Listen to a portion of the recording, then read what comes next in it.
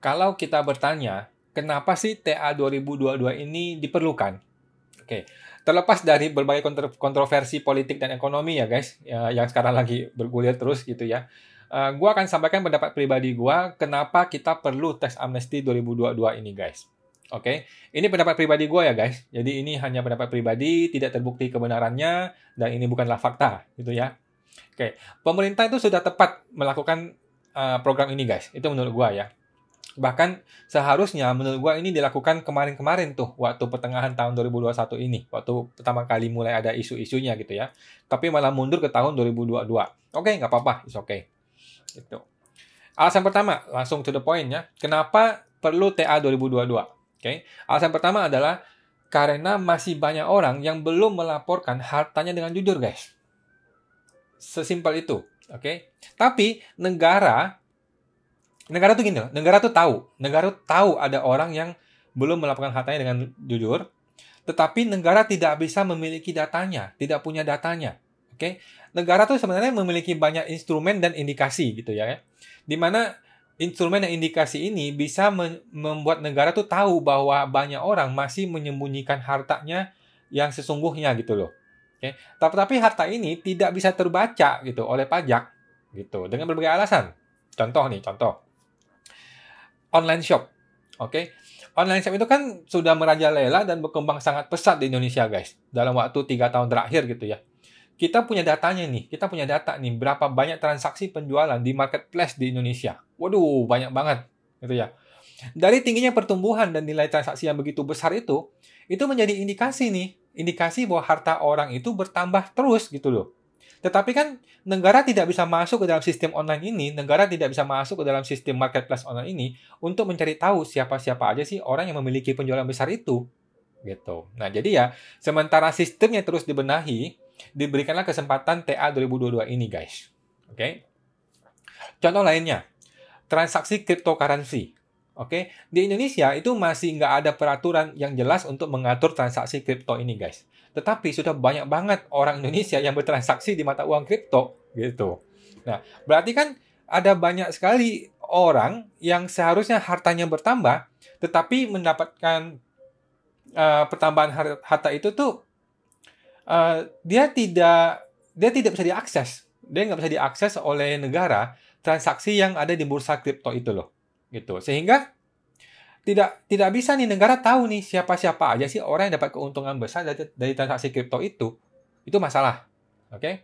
Nah, alasan kedua.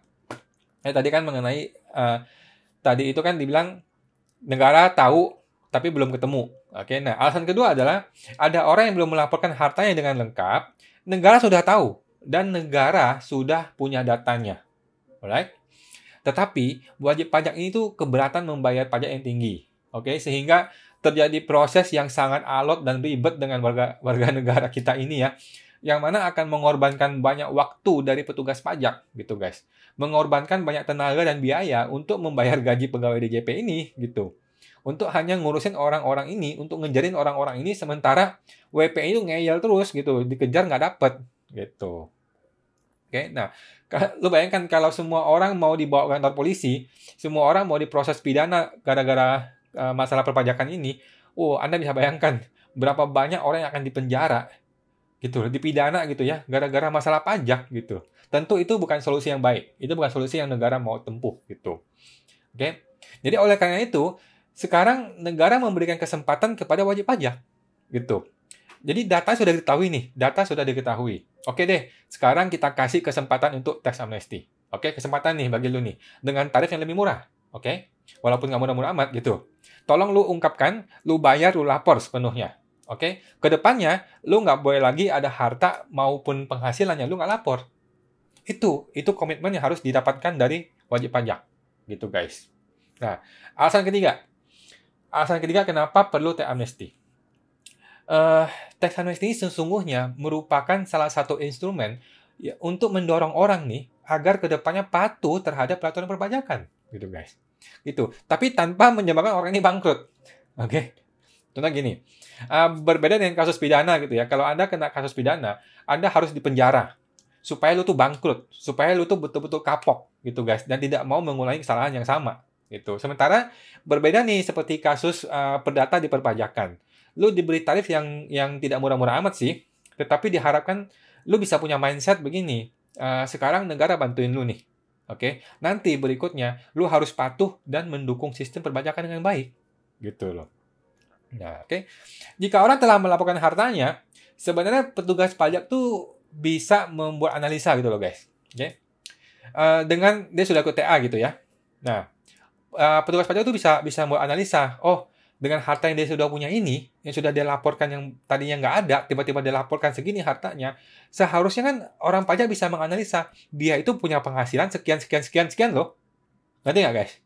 Ya kan? Sehingga, tahun depannya, tahun setelah TA-nya, tahun berikutnya nih, setelah ikut TA, orang ini tuh harus meningkatkan penghasilan dia sesuai dengan analisa ini. Gitu, guys. Nah, inilah yang menurut gua terlewat dari TA yang kemarin tuh, yang 2015. Setelah TA berakhir, tidak ada follow up gitu. Nggak ada follow up, nggak ada analisa penghasilan seseorang berdasarkan harta TA yang sudah dia laporkan gitu loh, guys. Ini kesalahan besar nih. Ini kesalahan besar yang gue harapkan tidak diulangi di TA berikutnya ini. Oke. Alasan keempat.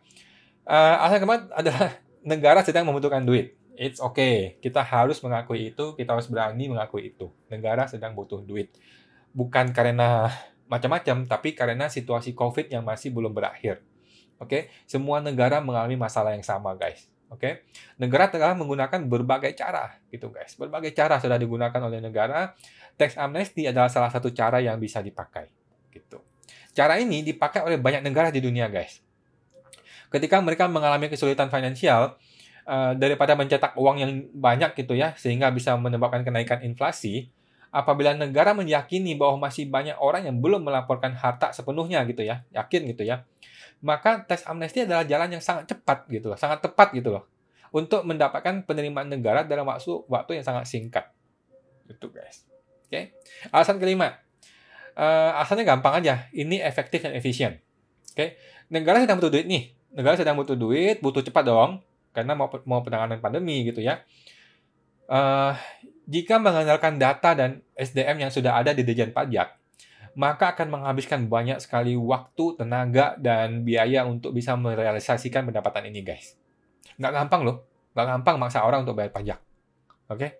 Nah, masih banyak sistem internal di DJP yang masih perlu diperbaiki. It's okay. Oke? Nggak masalah. Nah, sementara perbaikan sistem terus dilakukan nih, diberlakukanlah tax amnesty ini, sambil orang ngikutin tax amnesty, nah sambil juga lah DJP bisa fokus mengarahkan seluruh SDM dan waktu yang dimiliki untuk benar-benar membangun sistem yang baik untuk kedepannya gitu, guys. Oke?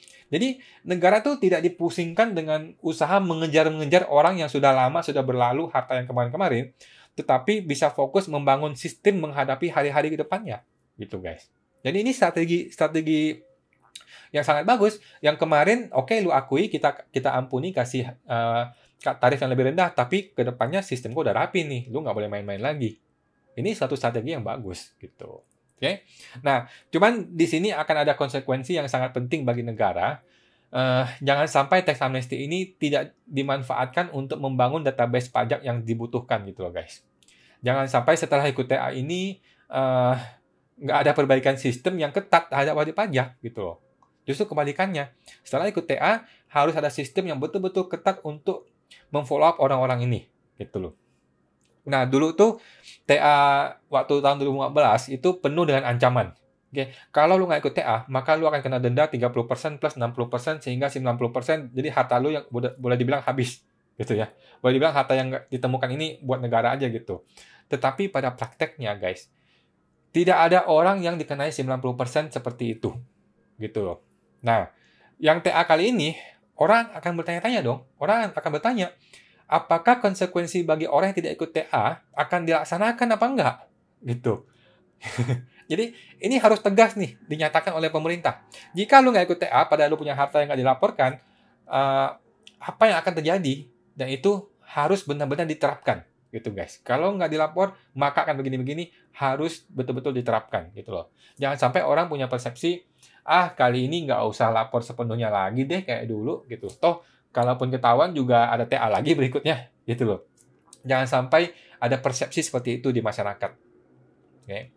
Alasan keenam, Alasan keenam adalah harta di luar negeri. Oke deh. Gue tahu nih ngomongin harta di luar negeri ini sudah lama menjadi bercandaan para politikus gitu ya. Karena dulu Jokowi kan gembar-gembor memiliki data di luar negeri ada ribuan triliun dan sebagainya gitu ya. Yang ternyata sampai hari ini nggak masuk ke Indonesia. Sampai hari ini tidak ketahuan juga data itu benar apa enggak gitu ya. Sampai hari ini nggak ada follow up yang jelas gitu. Itu celaka. Oke. Itu cukup menjatuhkan kredibilitas dan kepercayaan masyarakat terhadap Jokowi. Oke. Tetapi hari ini sudah berbeda guys. Hari ini itu beda.